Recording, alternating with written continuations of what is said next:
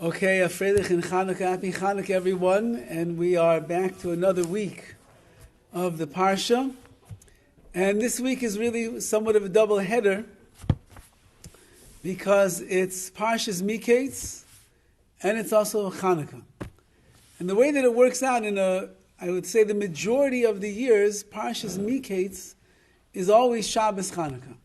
This year, the way that it worked out, because Chanukah began on Thursday night, so we already had a Shabbos Chanukah, and Mikeitz is going to not be the Parsha of Shabbos Chanukah, but since it's the week of Chanukah, and we're preparing for Parshas Mikeitz, so we can put then the messages of Chanukah and Mikeitz together, and we'd like to speak about something tonight, hopefully to give us a little chizuk in these difficult, really difficult times. There are miracles going on, there's nisim that are taking place, miraculous stories. I just heard a story just the other day about a soldier in the Israeli army who was in Gaza, and when you're in Gaza, you don't have your phone with you.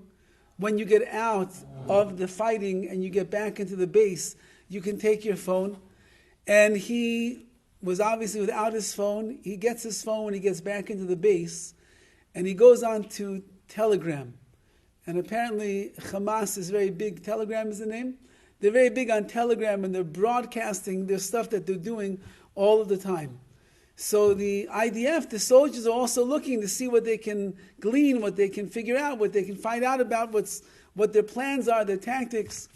So he goes on to one of the clips, one of the videos that is there, and it is looking down the barrel of a sniper's gun, rifle, and the Hamas terrorist is looking down the barrel, and he's got the head of a soldier exactly in range to pull the trigger and blow his head off.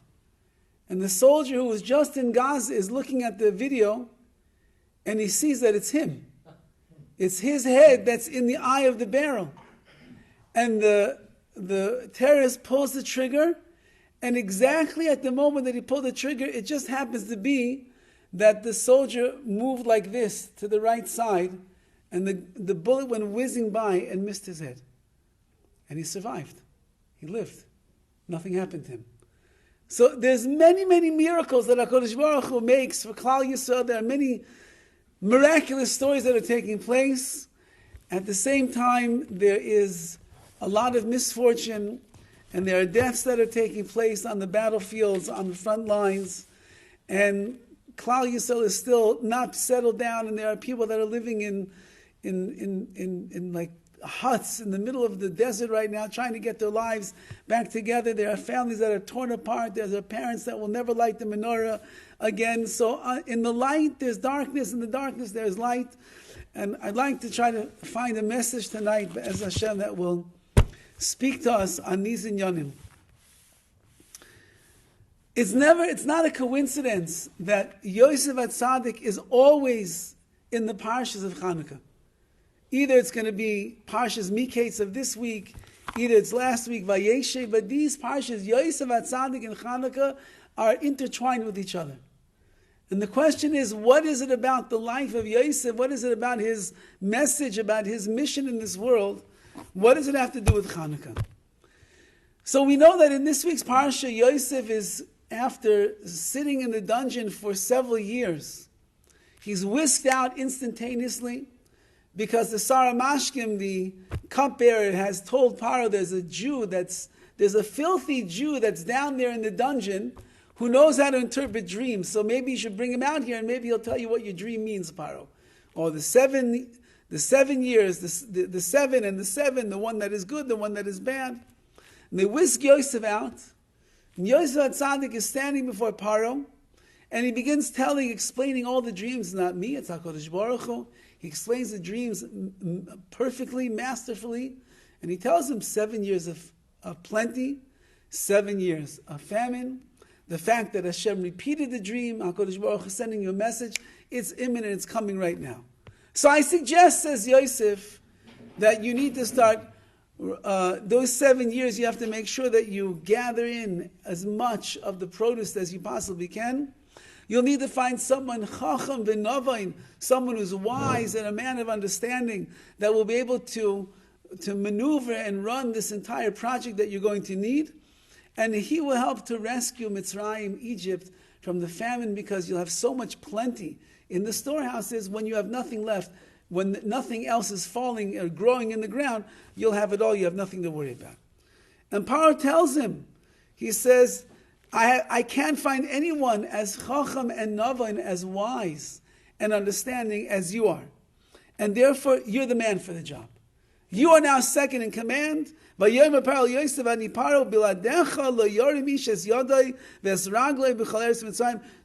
will move without your order, Yosef. I'm appointing you. I'm first. You're second. Very close, though, to the first. You're going to be in charge of everything. Vayikra Paro Shem Yosef Tzafnas Paneach. And he says, you know what, Yosef, I don't think that's really what your name should be anymore. I'm going to give you a better name. Your name is Tzafnas Paneach. The name that I'm going to give you is Tzafnas Paneach. V'yitin lo as asas bas Potifar, fine, gave him a wife, and they have children, and they live happily ever after, kind of. So Parai comes along, and he sees that Yosef, the name Yosef, doesn't really suit him in the right way. And he said, I want to give you a different name, Yosef. Tzafnas Paneach. As if we're supposed to understand what that name means. Yosef, we understand that's a regular Hebrew name. Yosef means more. What does Tzafnas Paneach mean? So Rashi himself, on this pasuk of Tzafnas Paneach, he says, the first word, Tzafnas, is a language of tzafunois, hidden, that he explains that which was hidden. He explained the dreams were concealed, nobody understood what they meant. Yosef HaTzadik came along and he revealed that which was tzafun, that which was hidden. However, says Rashi, this word paneach, he says, Ve'ein lepaneach dimyon b'mikra. I looked through all of Tanakh, and I cannot find a single word anywhere in Tanakh that remotely resembles the word paneach. So I have no idea what that means. Now, if Rashi has no idea what that means, we certainly have no idea what paneach means. However, the Nitziv, who is entitled to explain what Rashi doesn't explain, he gives a very beautiful explanation of these words, Tzafnas Paneach, the new name of Yosef. And in order to explain it, he is intrigued what led Paro to this revelation that Yosef HaTzadik needs to have a new name. And he explains, I'm not going to read through everything because but it's a long, beautiful drasha that he gives. And the basic gist is the following. First of all, let's explain how he says the words. Shem Paneachu Morkav Mishnei Sharashim. Paneach is a combination of two words. Pa, Pei Ayin, Mishurish Hifa v'Kavod. It's like glory, grandeur, kavod, honor. V'nach, Paneach, Miloshen Nachas v'Oineg HaNefesh. It's nachash, it's enjoyment, pleasure, v'Oineg HaNefesh, and a spiritual delight. Tzafnas Paneach, glory, glory and grandeur, and an Oineg HaNefesh, a spiritual delight. Those are the two things that it is. Shekavana shekara b'zeh Hashem achar shegadloi v'harim kvaydoi.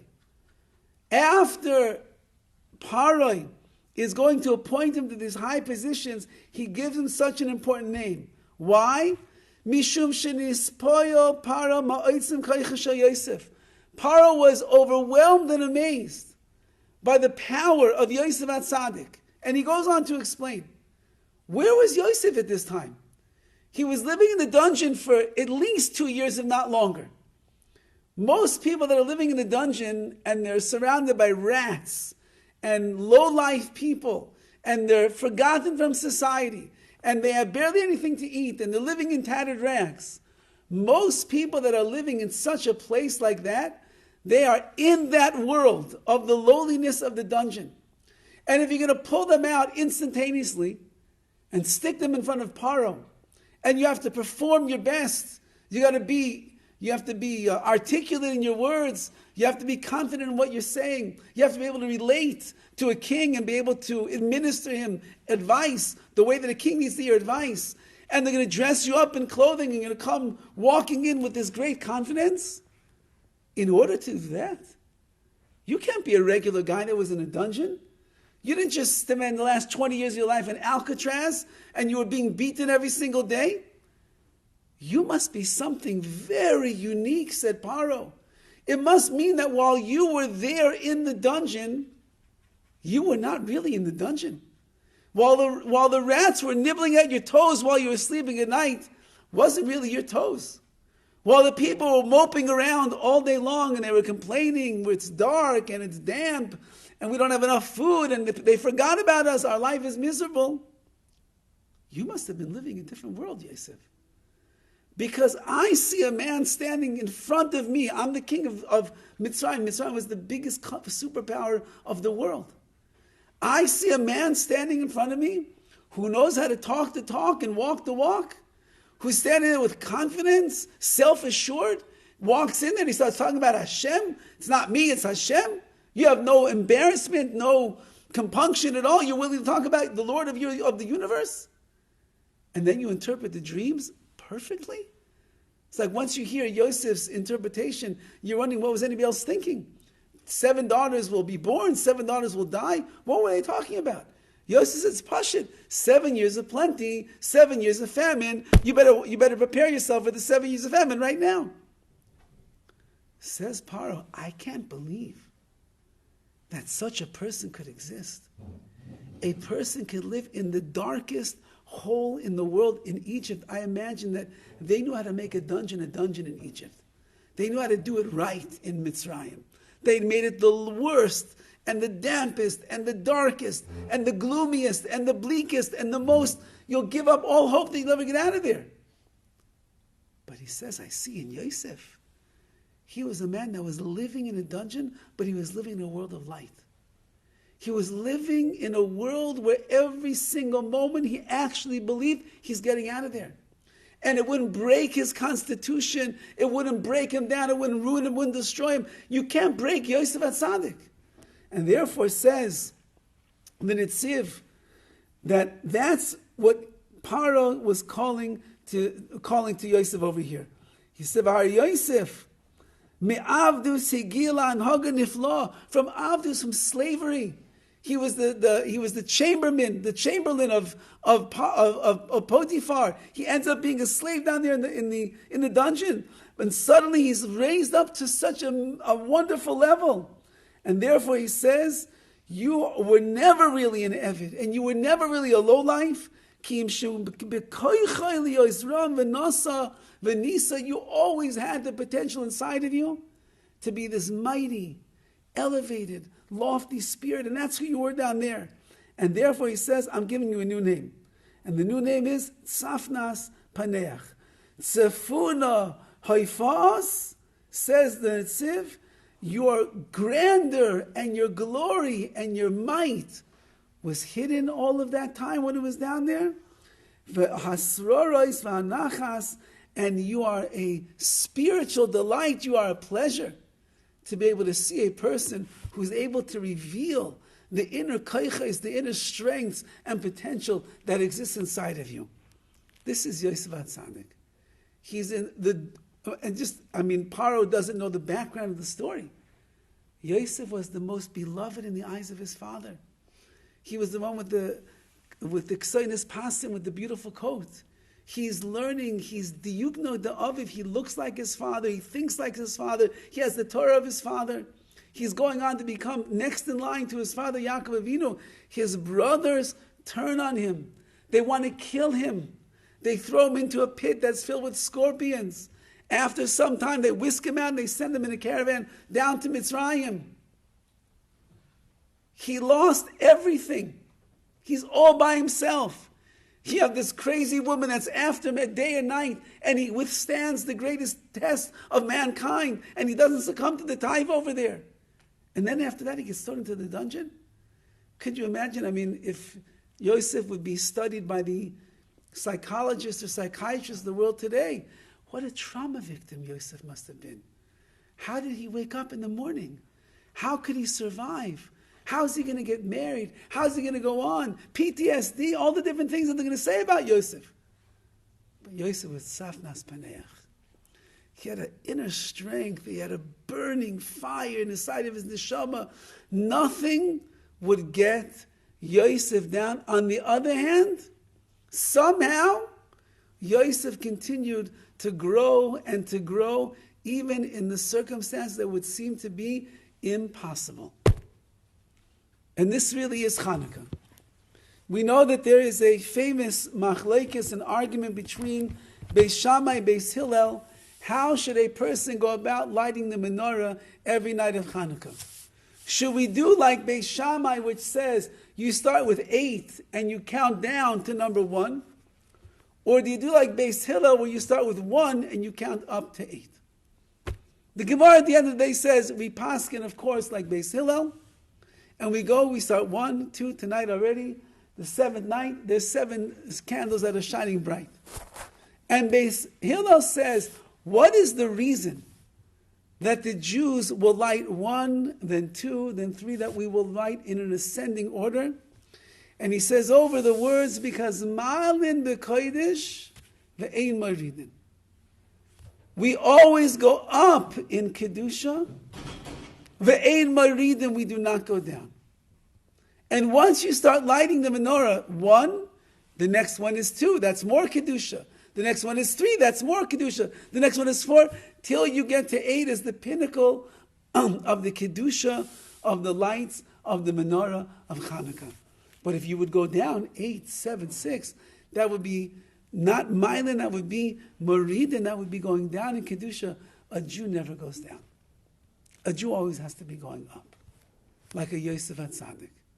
A Yosef HaTzadik was in a place so far from home, so distant from what he was used to, in a world that was the antithesis of Yiddishkeit, of Kedusha, of Tahara, of holiness. And in Mitzrayim, Yosef is called Yosef HaTzadik. He's not Yosef HaTzadik before he goes to Mitzrayim. He's Yosef HaTzadik, the righteous one, when he gets to Egypt. When he overcomes the challenges. When he beats the Nisayan of Eshes Potiphar. When he doesn't go down into the dumps that his family turned on him and sold him as a slave to Egypt. When he's in the dungeon. That's where he becomes Yosef HaTzadik. Because Ma'ilin b'kodesh ve'ein maridin. A Jew is always going up and they're not going down.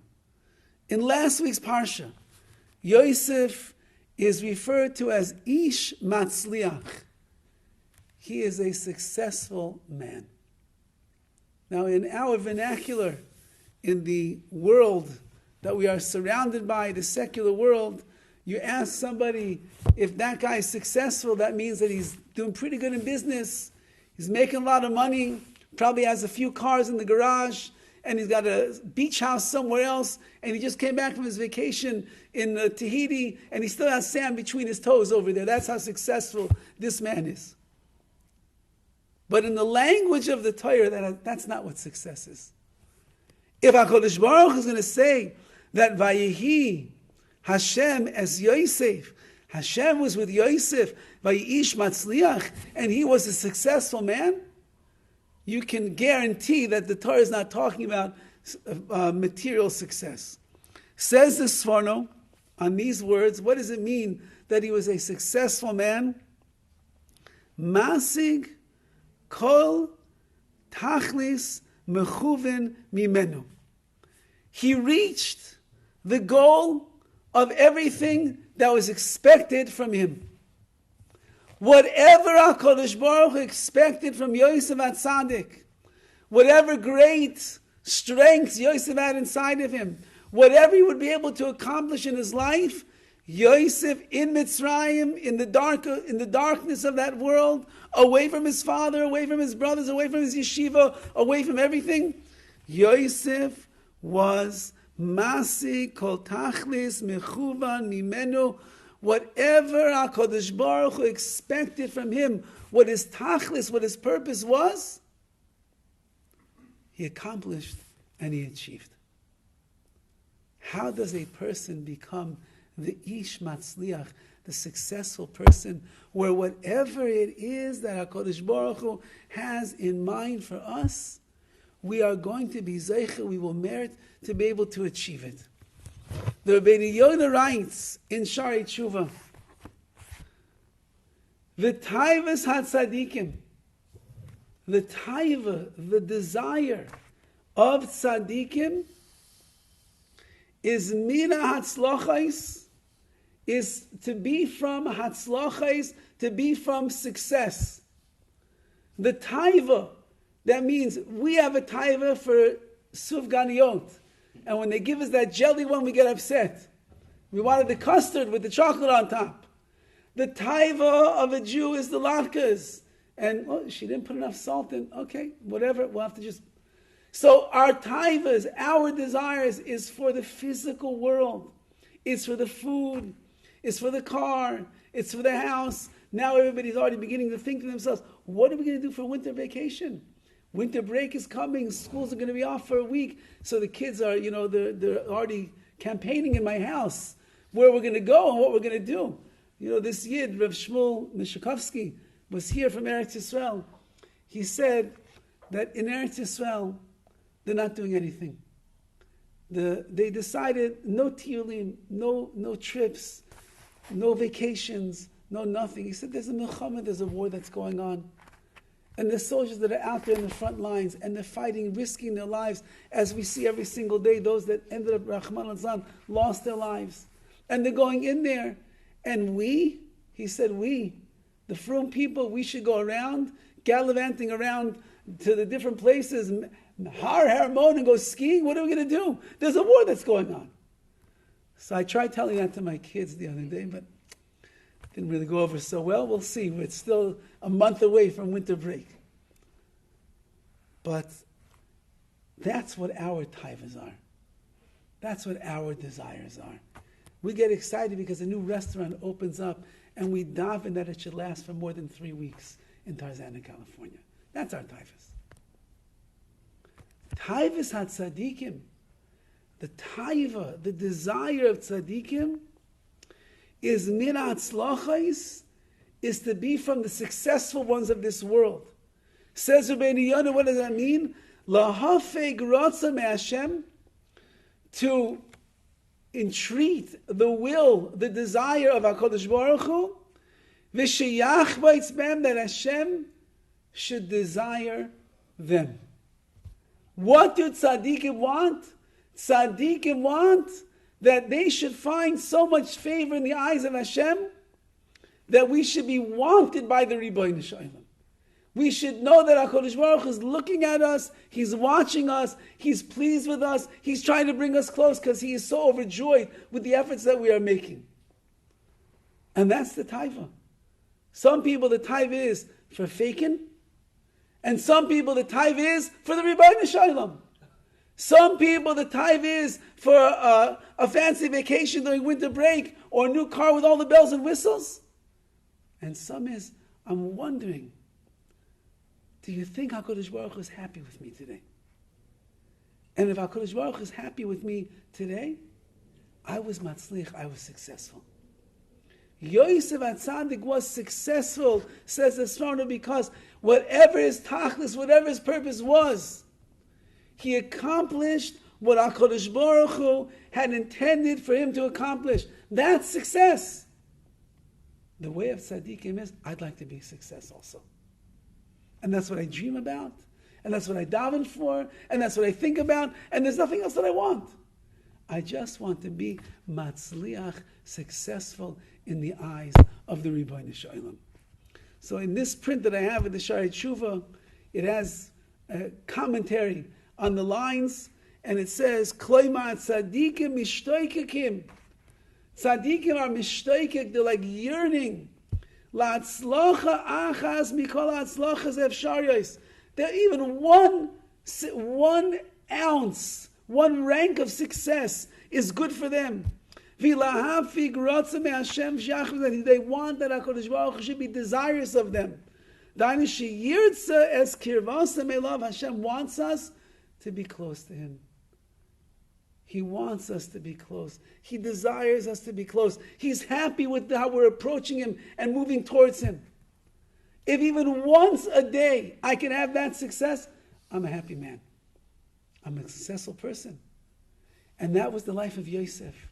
Yosef was a person who from day number 1 in Mitzrayim, after his life was ripped to shreds, he's ish matzliach, successful. Why? Because whatever HaKadosh Baruch Hu wanted, you need to have emunah. You have to have bitachon. You can't worry. You can't be angry with your brothers. I mean, we're going to see enormous levels from Yosef by the end of the day. Yosef was telling us his brothers are freaking out when he reveals himself. He says, relax. What are you getting so upset about? What, you think you're the one who sent me to Mitzrayim? It wasn't you. Hashem sent me here. Don't worry. I made peace with this the moment that you threw me into the pit. I'm fine. Everything is so HaKadosh Baruch Hu, what I have to worry about. And therefore, he's an ish matzliach. He's successful. That is the idea of Mailin b'kodesh ve'ein moridin. The Jew is always moving up. He does not move down. You cannot be a hatzlacha. You cannot be a success. You cannot fulfill the tachlis, the purpose, and the goals that HaKadosh Baruch Hu has in mind for us if we are not always moving in the upward direction. And up doesn't mean you have to go 0 to 60. You have to make big jumps and big leaps. Up just means go up. Little by little by little, every single day, up a little more, up a little more, up a little more, up a little more. And this gets into a very famous question that is asked by CHANUKAH. The Bach brings down in the Torah the following. Kasha, I have a question, he says. Lama lo kavum lemishta ulesimcha kamo b'Purim. We know that when the Jewish people won the battle, the first year of Chanukah, there was no festival. The next year, the Chachamim came along and they have fixed a Yom Tov called Chanukah, and it's lahalel ulohodais v'lo lemishta v'simcha. Chanukah is for lahalel, praise, ulahoidos, and to give gratitude to Hashem. V'loi lemishta v'simcha, it's not for meals, it's not for eating, it's not for getting drunk and inebriated and having excess joy. That's not it. That's Purim. That's not Chanukah. And the question is, why not? We know that we don't even have a meal. If you leave out ala nisim in your benching, you're fine. You don't have to repeat your benching because there's no obligation to eat a festive meal on Chanukah. So the Bach asks, why not? Purim, there's a festive meal. The whole day of Purim. The whole day of Purim is celebration, inebriation, eating, drinking, dancing, singing, all of that. That was also a rabbinical holiday that the rabbis put into play that was celebrating the miracles that HaKadosh Baruch Hu made, that He saved our lives. So if Chanukah also is a celebration of the nisim that HaKadosh Baruch Hu made, the miracles, He saved us, we won the battles, we won the war, there was still oil that was left. So why is it such a serious time? L'hoidos, l'halel, sing praises, say thank you Hashem. Where's the mishta v'simcha? Where is the drinking? Where is the meal? Where is all of that? And he explains that by Purim, Haman HaRasha and Achashverosh, their mission was to smite out the Jewish people, kill them to the ground, get rid of them, extermination, Nazi Germany. That's what they wanted. So when Klal Yisrael won through miraculous ways that HaKadosh Baruch Hu won the battles for them, so it's a physical celebration because we were supposed to be destroyed, and we ended up living, and because our bodies that were supposed to be destroyed are here in this world, we'll make a very physical, uplifting, cheerful, happy time on Purim. We're going to eat, drink, and be merry, and that's what Purim is going to be all about. But Chanukah, he says, is different. Ikar ha'gzeira haisa, the main reason that the Yavanim had so much power over Klal Yisrael, and they were able to come in with all their horrific decrees, which the punishment for anyone was, you're going to get killed if you don't do what we have to say. The reason they were able to come in and convince the majority of Klal Yisrael at the time to become misyavnim, to assimilate into the Grecian culture and follow their ways, was because shehisrashlu be'avodah, because the Jewish people weakened in the avodah, in the service of Hashem. That's what was happening at that time of Chanukah. Klal Yisrael was not milin, they were not going up. They were marid and they were going down. They were weakening in the understanding of what it means to be a Jew. They were weakening in what it means to serve HaKadosh Baruch Hu with all your heart and all your soul and all your might.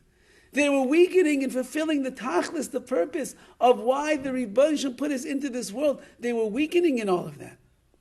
And as a result of their weakness, the terrible gezeres, the decrees of the Yevonim came upon Klal Yisrael.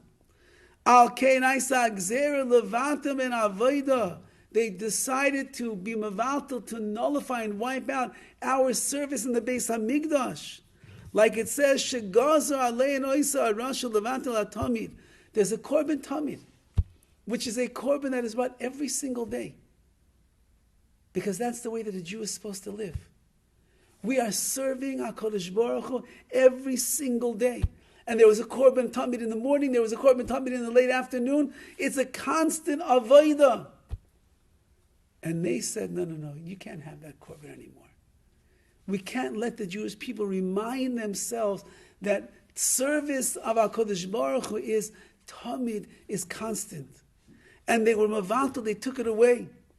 And then it says, they have another mitzvah in their hands. If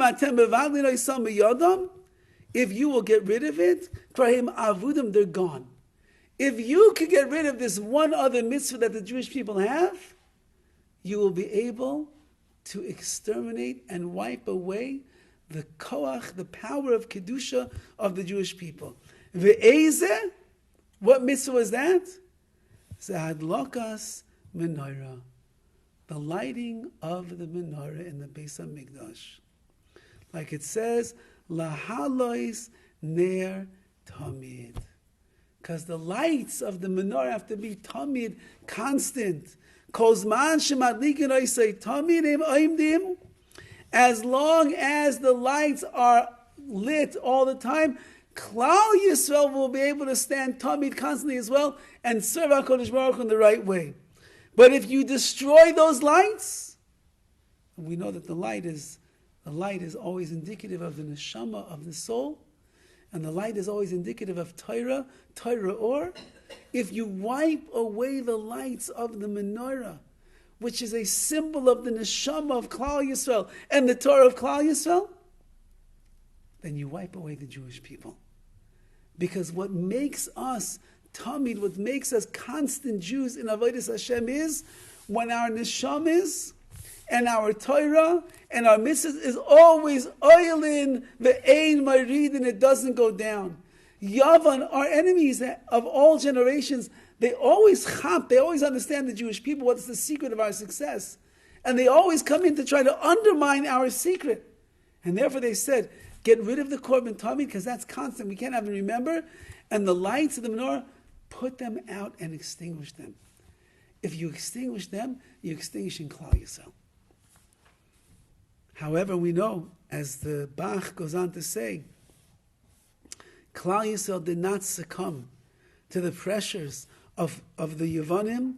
Ukeshechazru b'tshuva, when they did tshuva, limsor nafshem al avodah, and they were meiser nefesh, willing to risk their lives for the sake of the service of Hashem. Hoshiam Hashem al yedei kohanim avodah. Who's the ones that saved us? The kohanim. Why the kohanim? Because the kohanim are the ones in charge of the avodah of the service in the Beis Hamikdash. So specifically through the people who represent what it means to be a Jew, which is to serve HaKadosh Baruch Hu constantly, they were the ones that were the shluchim, they were the messengers of Hashem to help bring about the salvation. And therefore, says the Bach, Nasa neis kam came beneros tachas asher arun nafsham, because that we aroused ourselves. HaKadosh Baruch Hu made a miracle with the candles. And therefore, we are willing to kill ourselves for the avodah. Lefikach leikavam el lahalel lahoidais. That's why the whole Yom Tov V'Chanukah is lahalel, to sing praises lahoidais and to thank Hashem. She avodah shebelev, because that's the service of the heart. Chanukah is all about avodah, and avodah is something that has to be constant, as much as a person possibly can. The moment that you break as we know, it's like starting all over again. You work out, you go to the gym, you work out 3, 4, 6 months in a row, 10 years. You can work out 10 years in a row. Take a break for about a year. Everybody knows, that's it. You're starting from scratch. Torah is even worse. Meaning, it's so precious, so valuable. If you miss even one day, the Gemara says, one day that you miss of Torah, that's it, you're 2 days behind. You miss one tefillah, that's it, you're already becoming desensitized to how important tefillah b'tzibor tefillah is. You miss one mitzvah, or you don't take it seriously, you're already becoming numb and dull to how valuable it truly is in one's life. And Klal Yisrael at that time had weakened, but they restored their soul, they restored their energy, they restored Ma'ilin b'kodesh ve'ema ridin. We're going to go up and up and up and up and up. We're not going down anymore. Like Yosef at Tzaddik. Yosef is in the dungeon, but he's going up. And he comes before Paro and says, you were in a dungeon for 3 years? I don't believe it. And the truth is, he was physically there, but spiritually he was not there. He was living in another world, in another place, in another spiritual zone of life. Because when you are Ma'ilin, when you are going up, you're not going down. But if you're not going up, then you are going down. Klal Yisrael was down at the time of Chanukah. And that's why they were punished. And that's why the Yevanim was so successful. And that's why every decree was coming to wipe away the avodah more and more and more and more and more. Because if it's not precious to you, says Hashem, I'm taking it away. But then they were chazru b'tshuva. They came back to the Rebbeinu Shalom. They showed HaKadosh Baruch Hu, we understand. We got it now, Hashem. Hashem says, in the merit that you are ma'ora, you awakened your neshama, the light that's inside of you, I will awaken the lights, the miracles will take place, you'll win the battles, which were enormous battles to win, and I'm going to make a nace called a one pach shem and one little flask of oil, that will be able to light a menorah, tamid, constantly for 8 days, it won't even stop. 8, we know also, is always l'mayla min hatev, it's above the laws of nature. 7 is this world, 7 days of the week, 7 chords, I believe, in the world of music. 8 is always l'mayla min hateva, above the laws of nature. It's beyond this world. Chanukah is 8, it's beyond this world. What's beyond this world? If a Jew could end up living his life, tamid, always serving HaKadosh Baruch Hu, that's above the laws of nature. The nature is that the body drags us down. The nature is that the world puts pressure on us. The nature is that we are very impacted by our places and the influences that are around us. Yosef, the nature of being a Yosef was you should have been a miserable person after everything happened. But he was l'mayla min hateva, above the laws of nature. And Klal Yisrael at the times of Chanukah, we were above. We went above, we rose above the darkness that was there, above the lowliness that was pulling in one direction, and we went up because Ma'ilin b'kodesh ve'ema ridin. That's what the Eibishter wants from us. That's what HaKadosh Baruch Hu wants. And HaKadosh Baruch Hu is looking for the Jewish people during this time of Chanukah. By Yamim Ein Bazman Hazeh, in these times, are we living like the Chashmonoim of back then? Or are we living like the Jews before the miracles took place? Are we hisrashlu ba'avodah? Are we weakening in our service of Hashem? Or are we constantly, tamid, always up, up, up? Again, even if it's little, small increments, it doesn't matter, it doesn't have to be big, but you got to be moving in the right direction. The tortoise and the hare. The tortoise wins the race because he was always moving in the right direction. He's slow as a tortoise, but he's always moving forward. He's always moving in the right direction. And the hare is laughing at him. Look how slow you are.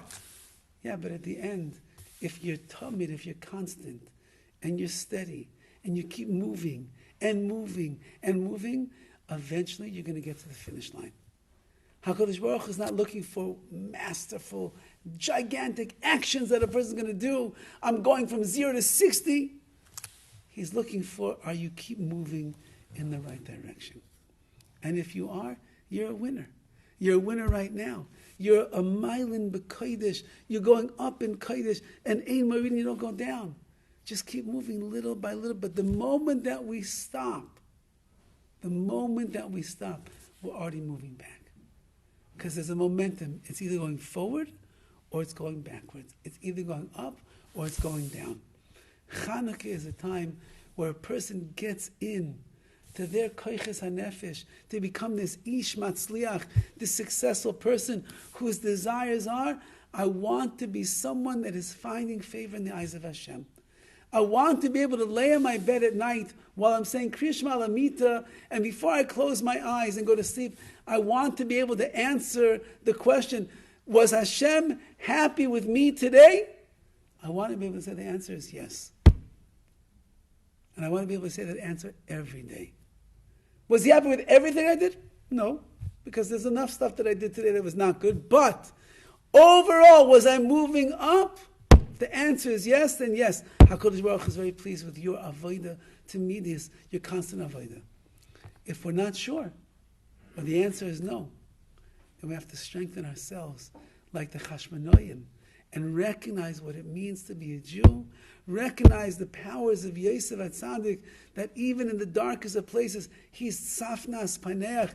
He reveals these hidden strengths that nobody could even dream of were inside of a human being.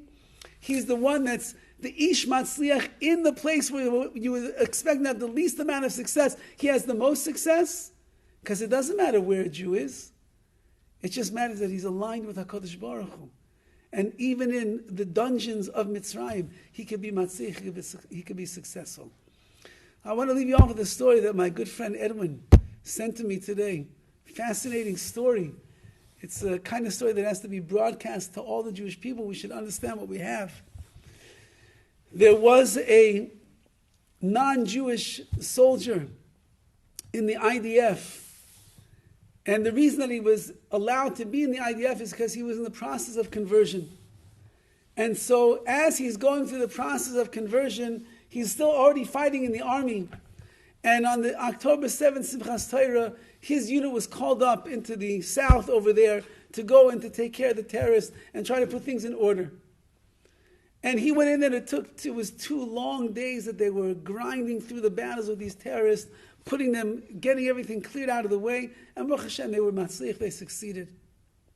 He eventually was taken off to the border of Lebanon, where he had to go fight Hezbollah, and he, Baruch Hashem, went in there for several days of an operation, and he survived that as well.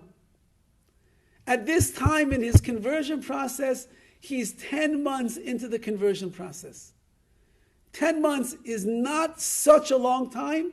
I would say that the average conversion process takes probably closer to 2 years. It takes a long time to learn everything, and for the Bezdin, for the court, to determine that you are very sincere in what you're doing. But he's 10 months into the process.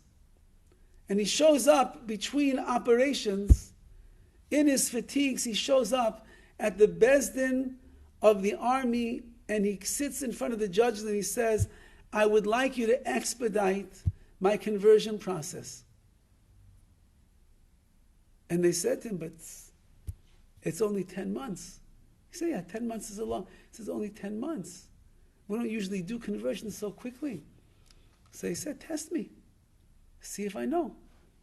So the Bezdin sits there, and they start firing him with questions about Torah and mitzvahs and traditions and halacha and everything, holidays, everything. And Baruch Hashem, this fellow, he's answering every question flawlessly. Everything. And the Bezdin looks at each other, and they say, you know what? He knows, and they ask him, you're sincere, you want, this is what you really want, you know what it means to be a Jew. I mean, this is like, for anyone that's in conversion now, this is exactly what it says in the Shulchan Aruch. You have to ask the person who's converting, you see what it means to be a Jew? You have the entire world is calling genocide to the Jews, and the Jews are being condemned by everybody all around. There's anti-Semitism on the rise. You can't even walk down the street without being screamed at. You sure you want to be a Jew? So this is the time, if you say yes, then you're in. You want to become a Jew. So they ask him, sincerity, yes. Want to be a Jew, yes. You understand what it means? Yes. So one of the Dayanim, one of the judges turns to him and he says, I just have one question for you. Why now? You're in the middle of a war. You're out there in the operations going on in Lebanon and in the south. Why do you need to expedite the process right now? So he looks at the judges and he says, I know that when I go back to battle, there's a chance that I'm not going to make it. And I might actually die in battle.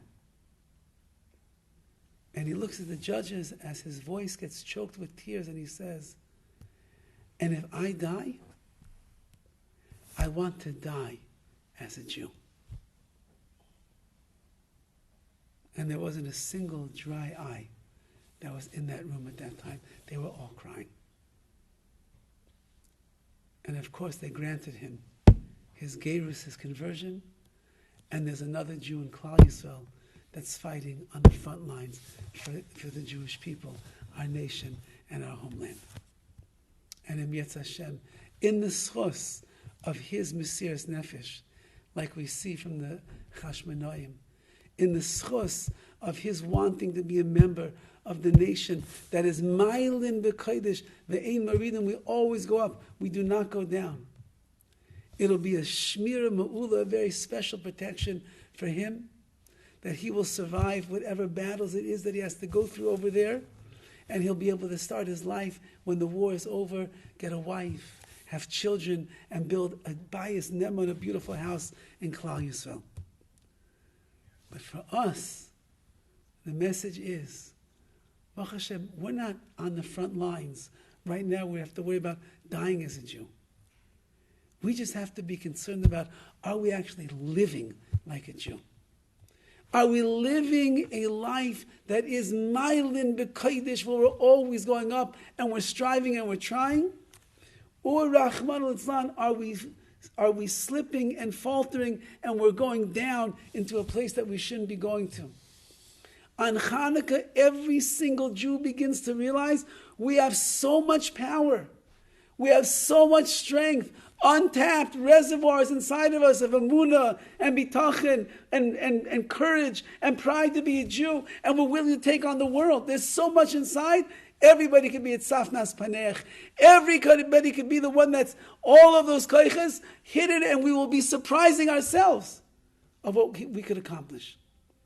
But we have to try, and we have to move little by little by little by little, and we will be the Ish Matzliach, we will be the successful people of Klal Yisrael, who HaKadosh Baruch Hu says, I'm so happy with you, and I'm so happy that you're close to me. You have satisfied your desires, and you satisfied mine as well.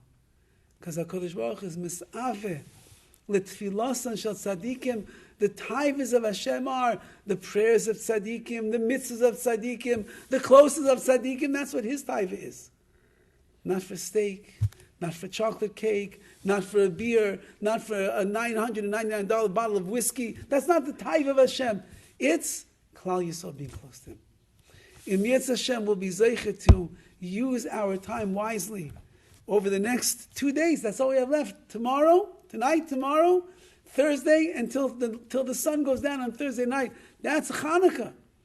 But we can still hop on, grab as much as we can. It's never over until it's over. And even then, still the smoke is in the air. We have to grab on as much, the best that we can. And in that zechus, be'ezus Hashem Yisbarach, Hashem's going to see our great avodah, and He's going to give us back the place where all of the avodah is supposed to take place, in the Beis Hamikdash, Shlishi, the third Beis Hamikdash, Bimheira V'Yameinu.